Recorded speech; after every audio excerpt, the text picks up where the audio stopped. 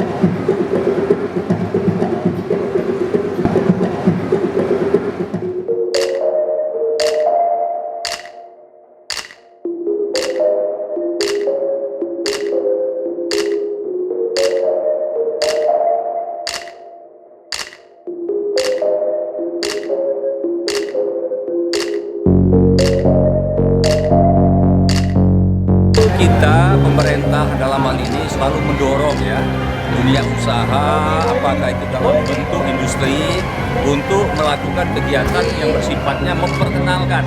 Seperti ini Festival Imlek, tadi kita saksikan bagaimana chef-chef kita menunjukkan keterampilannya.